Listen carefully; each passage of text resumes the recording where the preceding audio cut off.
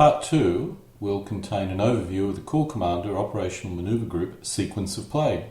While going through the sequence of play in some form of detail may be boring, it's important to know what is possible and when it occurs. Corps Commander uses a simultaneous fire phase followed by two sequential movement phases, one for each player.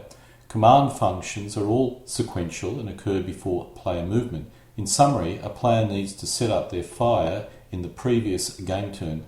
This is not an ideal sequence of play and does require extra record keeping, but at the time it was created it was the state of the art and did work quite well. Phase 1 is the initiative phase, during which each player determines their initiative total for the current game turn. This will determine movement order, whether a breakthrough move will occur, and if applying the optional weather rules, if a weather change will occur. Phase 2 is the fire phase, during which almost all fire combats occur, starting with the smoke barrage, both as a result of area fire or fire support. Next, all direct fire occurs. In some exceptional cases, indirect fire may occur in this subphase as well. During the indirect fire subphase, all indirect fire occurs. This includes area fire, interdiction fire, counter-battery fire, and finally, fire support. During the anti-aircraft and air attack subphase, players first conduct air-to-air combat, which includes any interceptions. Players then move to anti-radar missile fire, followed by enemy anti-aircraft fire, both missile and gunfire. Air-to-ground fire is now conducted.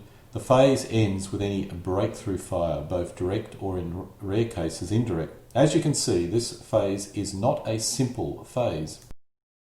Phase 3 is the first player's command phase, during which all supply, command and associated administrative activities occur.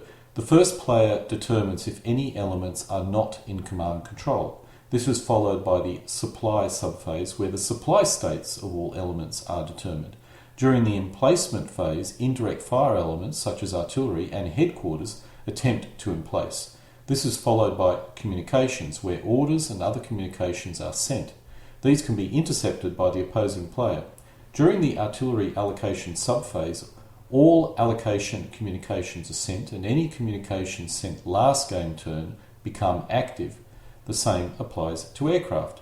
While complex and requiring a reasonable amount of record keeping, in most game turns players can quickly skip through these phases. For example, apart from the beginning of a game, it's rare for any area fire to occur. Most artillery start the game allocated to a headquarters, allowing for fire support, and this remains for the entire game. Even aircraft activities can be simpler than it appears, as the number of air flights is low and air-to-air combat is rare. Of course, this does not mean you do not need to understand the rules, which unfortunately is the downside here. During Phase 4, the first player's movement phase, all movement or movement-related activities occur. This includes physical movement, mode changes, limbering or unlimbering, and mounting or dismounting. Some fire combat is possible, such as half fire by the first player and opportunity fire by the second player. During Phase 5, the second player command phase, the second player repeats the sequence outlined in Phase 3. During Phase 6, the second player movement phase, the second player repeats the sequence outlined in Phase 4. During Phase 7, the morale phase, both players conduct morale tests if required. Rallying from rout occurs during this phase as well. Any elements routing must now conduct a rout move. Phase 8, the game turn record phase, is the housekeeping phase of the game turn. Smoke markers are removed, the game turn is advanced by one. The turn before reinforcements arrive, players determine if there are any variation in arrival game turns, and finally, any reinforcements to arrive are placed on the playing area edge, ready to arrive the following game turn. We'll now look at Phase 1, the initiative phase, in more detail. During the initiative determination subphase, each player determines their initiative total. Each player will first roll a 10-sided dice and note the value. The unmodified value is also used for weather change determination, so must be recorded for later in the initiative phase. A number of modifiers are now applied to each die roll, starting with the commanding general's initiative rating. This can range from 0 to 4 and is determined before the game starts. Next, any strategic or operational situation modifiers are applied. The player who is strategic attacker, such as the Russians in 1944, gain a +1. The player who is the operational attacker, such as the Germans in the Ardennes during 1944-45, gains a +1. In both cases, the strategic and operational attacker will be the same, thus that player gains a +2. Next, the tactical situation modifiers are applied. If playing the original rules, use the modifiers listed at the top of this screen. If using the optional attack and defend rules, replace the attacking modifiers with those at the bottom of the slide. For example, an attacker in the second quarter of a game will gain +1, but in the fourth quarter of a game he suffers a -2.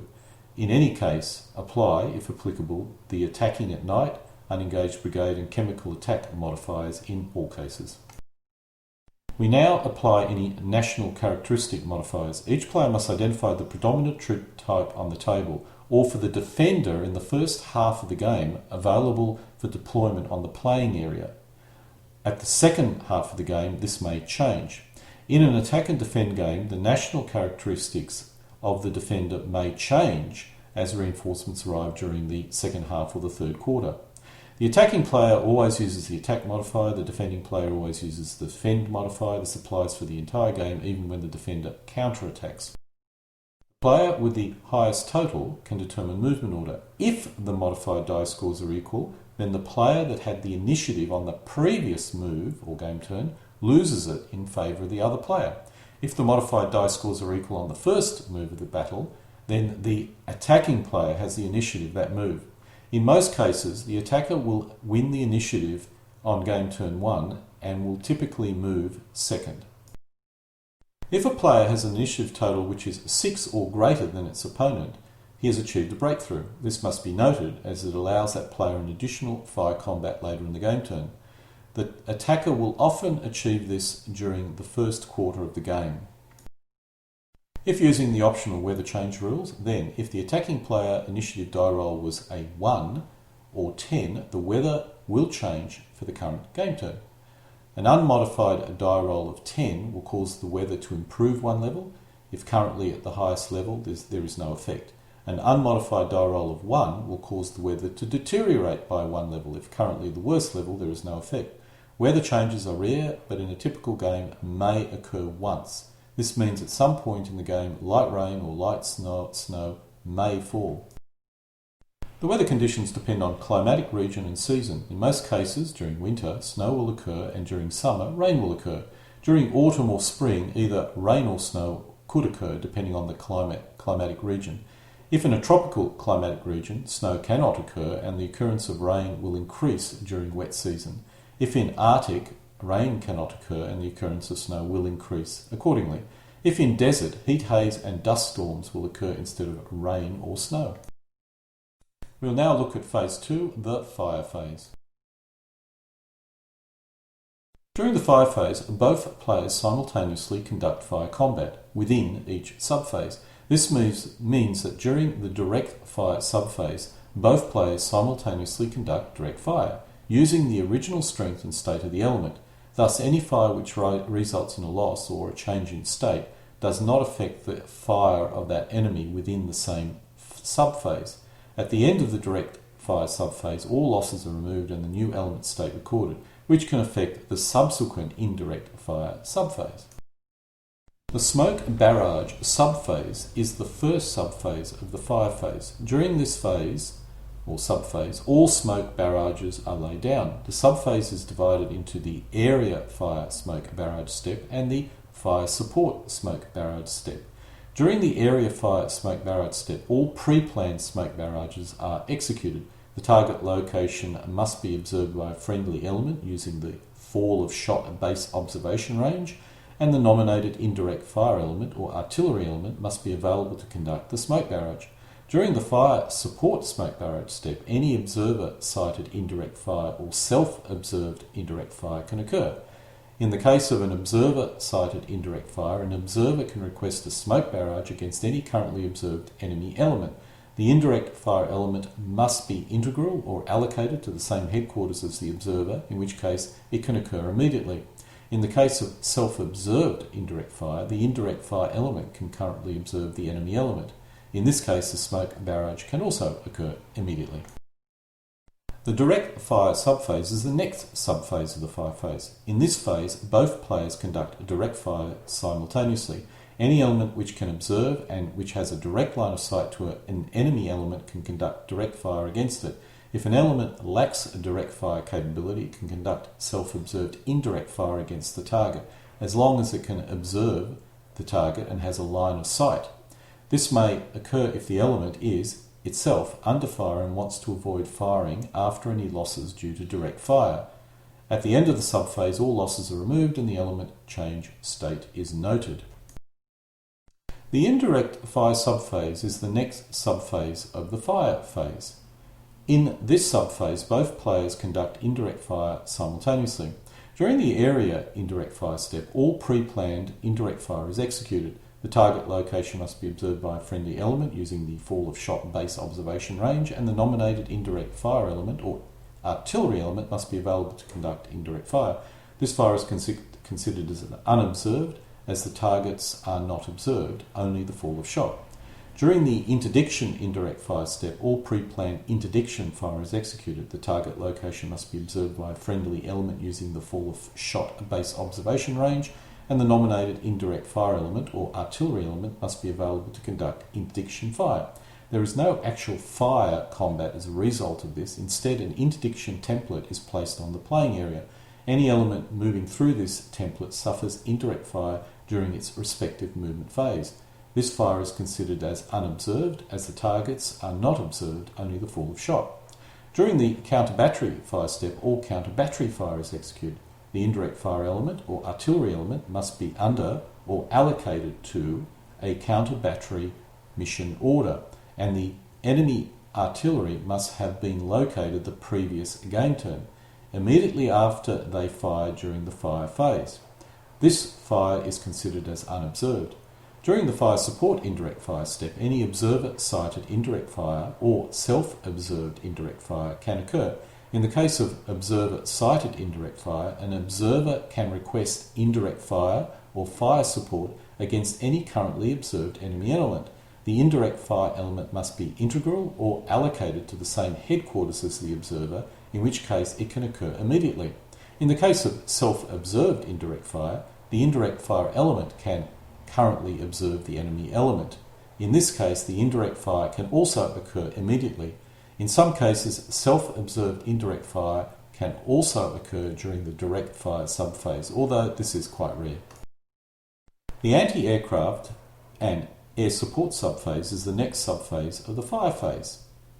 This is the most complex subphase of the fire phase and requires a number of slides to explain. The first step is the aircraft deployment step, during which each player moves all aircraft waiting at the table edge to their attack or observation point, except for cap aircraft, which remain on the playing area edge. Opposing cap aircraft now engaged in air-to-air combat.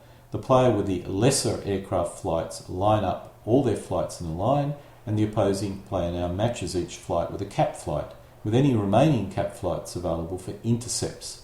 Air-to-air combat between the cap flights can now occur, and this consists of long-range missile fire, short-range missile fire, and gunfire. Due to a player aborting an aircraft or due to an aircraft being eliminated, some of the cap engaged in air-to-air combat may become available for interception in the following steps. During the intercept step, all free cap flights may attack any enemy aircraft on the playing area, and these flights are placed next to their targets. In Corps Commander, all intercepts are automatic. Intercepting cap flights now conduct air-to-air combat against their targets. If the target has an escort, the cap flight can either bypass the escort and attack the target, in which case the escort can bounce the cap flight later, or the cap can first attack the escort and then attack its target. At the end of the step, all cap flights are returned to their base. During the anti-radar missile step, any flight that is equipped with anti-radar missiles can now fire these against radar-operated anti-aircraft elements within its range. During the ground-to-fire step, any anti-aircraft elements that did not receive a loss from enemy anti-radar missile may fire at any flight that is in range of its attack or observation point, or any reconnaissance flight that passes within range. Ground-to-air combat is divided into two categories. anti-aircraft guided weapons and anti-aircraft guns. During the air-to-ground step, all remaining aircraft conducting a strike, level bombing, pinpoint bombing, covert bombing, dive bombing, ground attack rockets, ground attack guns, and anti-tank bombing conduct their respective attacks. Aircraft not conducting a second attack return to their base. During the second ground-to-air step, all eligible anti-aircraft elements conduct ground-to-air combat against these enemy aircraft within range who are conducting a second air-to-ground attack. During the second air-to-ground step, all remaining aircraft conducting ground attack bombing, ground attack rockets, ground attack guns, and anti-tank bombing conduct their respective attacks.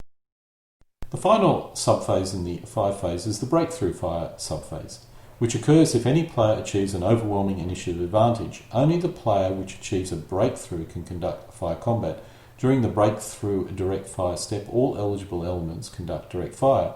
During the breakthrough indirect fire step, all eligible elements conducting self-observed indirect fire. Standard fire support indirect fire is not permitted during the breakthrough fire subphase. We will now look at phase 3, the first player's command phase. During the first player command phase, the first player determines command control, supply, emplacement, orders, artillery allocation, and aircraft allocation.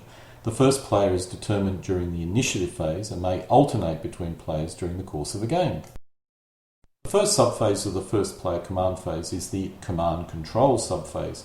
During this subphase, the phasing player determines if his on-playing area elements are in command control or not. If an element is not in command control, the phasing player needs to indicate this with a marker or counter, as this restricts what actions that element can conduct during this game turn. The next subphase in the first player command phase is the supply subphase. During this subphase, the phasing player determines the supply state of all on-playing area elements. If an element does not have a line of supply, this must be indicated with a counter or marker. Elements which do not have a line of supply for more than one game turn reduce their general supply marker for each game turn this state exists. Once all general supply has been expended, an outer supply marker is placed next to the element. Each time an element which is out of supply moves or fires, a test is conducted to determine if that element is depleted. This occurs in the fire or phasing movement phase and is indicated again with a counter. Any element with no line of supply, out of supply, or depleted counter on it, which now has a line of supply, has those counters removed. The element is now back in supply. During the supply allocation step, the highest rank headquarters can send a supply column order, placing a supply column counter next to the indirect fire element, which is to receive the supply column. This is primarily used for indirect fire elements, so they can do extra fire during a particular indirect fire phase. The next subphase in the first player command phase is the emplacement subphase. During the emplacement subphase, the phasing player may attempt to emplace an indirect fire element or headquarters. Emplacing allows an element to use a telephone line of communication and allows for communication between an indirect fire element or artillery element and an allocated observer. This is required in order to conduct fire support. During the emplacement eligibility step, the phasing player determines if an element is eligible for emplacement. If this is the case, the element can begin the process of emplacing. The phasing player places an emplacement progress marker next to the element with a value equal to the emplacement level of the element attempting emplacement. During the emplacement level step, each element attempting to emplace spins a 10-sided dice to determine if the emplacement is progressing or not. If successful, the emplacement marker is reduced by 1 until it reaches 0, in which case the element is emplaced. The next subphase in the first player command phase is the communication subphase. During this subphase, any previously communicated orders become active. New orders can be communicated and the non-phasing player can attempt to intercept any of these communications. During the order activate step, any order communicated last game turn becomes active. If using counters, the order counter is flipped and any existing order counter is removed. During the combat order communicate step, the phasing player may communicate orders or combat orders to headquarters in command control. This can include attack, defend, retreat, or maneuver. The new order counter is placed face down next to the headquarters. In the original Corps Commander, combat orders were only sent to brigade or regimental headquarters. If using the optional rules, this can extend to all headquarters. During the administrative order communicate step, the phasing player can communicate any resubordination orders. A resubordination represents the removal of an element or headquarters from its current commanding headquarters chain of command and moving it to a new commanding headquarters. A counter to this effect is placed next to the element or headquarters face down, and this takes effect next game turn. This is an incredibly rare thing during the game. The non-phasing player may now attempt to intercept any radio communication made during this phase. If successful, this is secretly recorded and allows the non-phasing player to conduct counter-battery fire against the issuing headquarters during the next game turn 5 phase. The next subphase in the first player command phase is the artillery allocation subphase. During this subphase, the phasing player can allocate artillery to a fire mission for the following game turn. This is similar to an order. During the artillery allocation activate step, any artillery allocation order sent during the previous game turn becomes active. The face-down artillery order counter is flipped face up, and any previous artillery order counters are removed. During the artillery allocation order communication step, any headquarters can send an artillery allocating order to a communicating indirect fire element or artillery element, which allocates that element to any subordinate headquarters. Place an artillery order counter face down next to the indirect fire element or artillery element and note the headquarters it's being allocated to. This becomes active during the following game turn. All elements must be in command control. Once again, this is fairly rare. Almost all indirect fire elements are allocated at the beginning of the game and they remain so for the entire game. During the area 5 allocating step, pre-planned area fire can be cancelled by commanding headquarters. The cancel order is sent now and affects the indirect fire element or artillery element during the following game turn. During the interdiction fire allocating step, pre-planned interdiction fire can be cancelled by the commanding headquarters. The cancel order is sent now and affects the indirect fire element or artillery element during the following game turn. During the counter battery order step, any headquarters can send a counter battery order to its subordinate indirect fire element or artillery element. This takes effect the following game turn. During the phasing command phase, and allows the indirect fire element to conduct counter battery fire the following game turn. During to this delay, the counter fire battery has to be planned carefully and would not occur normally in an ad hoc manner. Typically, you allocate one indirect fire element as counter battery for the entire game and you never change the mission order. The final subphase of the first player command phase is the air operation subphase. During this subphase, aircraft are allocated missions. In most cases, all aircraft are available on game turn 1, or their availability is determined before the game begins and indicated on the turn record chart. Once aircraft are used, they must spend a number of game turns at their base before becoming available for use again. This is determined by their sortie rate. The only exceptions are aircraft using a cab brake.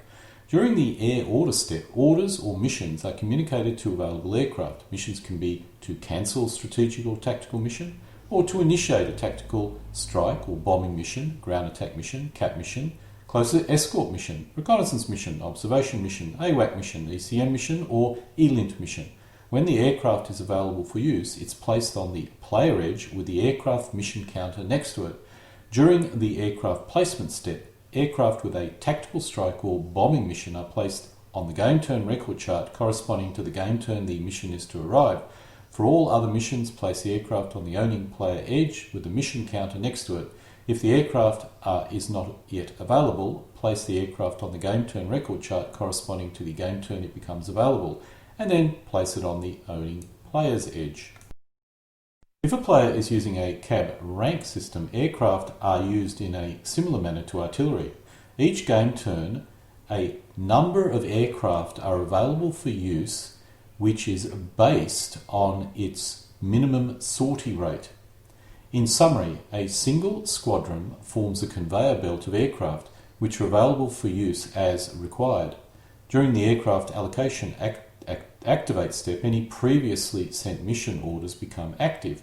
The squadron can now be allocated to an on-playing area headquarters who can request air support. The squadron can also be allocated to a headquarters to provide any type of mission, such as reconnaissance, observation, ECM, ELINT or AWAC. This allows a player to always have aircraft in the air, providing the type of indirect support or air support. During the aircraft allocation order communication step, the highest rank headquarters sends a mission to the aircraft squadron. During the following game turn, this mission becomes active. We'll now look at Phase 4, the first player's movement phase. During the first player's movement phase, all movement, mode changes, limber and unlimber, mounting or dismounting occurs. In addition, the phasing player can conduct half fire and the opposing player can conduct opportunity fire. Finally, the phasing player can initiate close assault and close combat. The first player is determined during the initiative phase and may alternate between players during the course of the game. The movement phase is divided into a number of steps, which can be conducted in any order and with any element the phasing player wishes. Thus, one element may dismount and then move in that order. The order in these slides is provided only for convenience purpose. Any element can conduct movement during the movement phase and can mix physical moving across the playing area with any of the other steps listed in this slide. Each element must first determine its movement allowance in centimetres. This requires cross-referencing its mobility rating, which can be very high mobility, standard mobility, low mobility, truck mobility, bicycle mobility, animal mobility, or infantry mobility with the terrain it will be traversing. This will give it its movement allowance in centimetres. An element can expend none, part, or all of its movement allowance in physically moving across the playing area. An element can change its mode during the movement phase. All elements must adopt one of three voluntary modes, such as travel, concentrated, or dispersed. In addition, there is an involuntary mode called disrupted mode, which is basically routing. This represents an element running away from the enemy or routing. Each voluntary mode has benefits and disadvantages, so travel mode provides an element with enhanced movement capability, but at the cost of its combat ability. Concentrated mode provides an element with standard movement and combat capability, and dispersed mode provides an element with reduced movement capacity, increased defensive capacity, but at the cost of reduced fire combat capability. Some elements are restricted in which mode they can adopt, and other elements can adopt a mode and avoid any of the negative effects. To change a mode, an element must expend a fraction of its movement allowance, so changing from travel mode to concentrated mode or from concentrated to dispersed expends half an element's movement allowance. Changing directly from travel to dispersed expends an entire element's movement allowance. Some elements cannot adopt concentrated mode, in which case the change from travel to dispersed costs only half an element's movement allowance. Elements may change mode during the phasing movement phase. Mode weapons need to limber to move and unlimber to conduct fire combat. Examples include howitzers, anti-tank guns, and anti-aircraft guns. An element may freely unlimber at no cost at any time during its phasing movement phase, but it costs an element half its movement allowance to limber. An element may limber at any point during its phasing movement phase as long as it has sufficient movement allowance in order to do so. It should be noted that some towed weapons can be manhandled and thus may move without its towed vehicle or animals. Infantry can be carried by vehicles or by animals, which provide it with enhanced movement capabilities. When carried in vehicles or by animals, the infantry is considered as mounted, and when they debus, they are considered as dismounted. Examples include cavalry, motorised infantry, panzer grenadiers, armoured infantry. An infantry element may freely dismount at no cost at any time during its phasing movement phase, but it costs an element half its movement allowance to mount a transport. An infantry element may mount a transport at any point during its phasing movement phase as long as it has sufficient movement allowance in order to do so. An element can expend half its movement allowance to conduct direct fire during the phasing movement phase. This is called half fire and can occur at any point in the element's normal movement. The direct fire combat is also less effective than it would be in the fire phase, depending on the stabilisation of the main weapon. An element cannot have conducted any fire combat during the preceding fire phase. This would normally be conducted at the end of the element's movement phase, so to fire at an enemy element which may not have been previously eligible to be fired at. An element can initiate and conduct close assault or close combat during the phasing movement phase, which expends half the element's movement allowance. The element must have been able to move in the area, the location, the target enemy element occupies, which means it needs the movement allowance in order to do so. Once the element has moved and expended the required movement allowance, close combat will occur. If it is successful, the attacking element will occupy the area the enemy element occupied, and the enemy element will retreat. In effect, when you conduct close combat, both elements are actually occupying the same spot on the playing area. Phase 5 is a repeat of Phase 3, and Phase 6 is a repeat of Phase 4. The only difference is the opposing player will be the phasing player. We'll now look at Phase 7, the morale phase, and Phase 8, the game turn record phase. During the morale phase, both players first conduct mandatory and voluntary morale tests. Any element still disrupted or routing, then conduct a rout move. The first subphase of the morale phase is the morale test subphase. During this subphase, both players first attempt to rally any elements which are disrupted or routing. If successful, the disrupted marker is removed and the element has rallied. Next, each player conducts a morale test for any of the following causes which has occurred at any point during the current game turn. An element which suffered a disrupted result due to large guns, rockets or flamethrowers. An element is below half strength and can observe or is under 5 from enemy elements. An element has a morale of 3 or less and it can observe enemy elements. An element is within 6 centimeters of a friendly disrupted element. Depending on the result of the morale test, the element may become disrupted. Indicate this with a counter. It should be noted that in some cases the morale test must occur immediately when the cause has occurred, such as losing 2 strength points in a single fire attack or losing 4 strength points in the entire fire phase. The final subphase in the morale phase is the rout move subphase. During the rout move subphase, any element which is disrupted or routing must make a rout move towards cover, unless they are already in cover. Players execute this movement during this subphase. All housekeeping occurs during Phase 8, the game turn record phase. The steps which are executed are listed in this slide. These activities must occur in the indicated order and are carried out by both players. The first step is the remove smoke marker step. All smoke which is on the playing area is removed. Players then advance the game turn marker 1 game turn on the game turn track. Players then determine if reinforcements arrive early, on time or late for the following game turn during the reinforcement variability step. Finally, players take any reinforcement scheduled to arrive in the current new game turn and place it on the playing area edge. Players need to note that this sequence means any reinforcements scheduled to arrive on game turn 5 are placed on the playing edge at the beginning of game turn 5. Players place any aircraft conducting missions scheduled to arrive on the player edge. Again, if an aircraft is scheduled to arrive on game turn 5, it's placed on the player edge at the beginning of game turn 5, not at the end of the game turn. Based on the original rules, the sequence of play does not indicate when reinforcements, pre-planned artillery missions or aircraft missions arrive. It's logical that this should occur at the beginning of any game turn, but this would require the creation of a reinforcement and mission arrival phase. Rather than doing this, the reinforcement and mission arrival process occurs in the housekeeping phase or game turn record phase. To avoid reinforcements or missions arriving at the end of a game turn, players advance the game turn track before they place reinforcement or missions. As a result, they are actually at the beginning of the following game turn rather than at the end of the current game turn. My apologies for this confusing process, but Bruce should have placed all housekeeping at the beginning of the game turn rather than the end. This ends part 2 of the Core Commander sequence of play video. Players should now continue with the training session by selecting the next video in the training sequence. Denken Sie daran, immer für Ihr Heimatland zu kämpfen.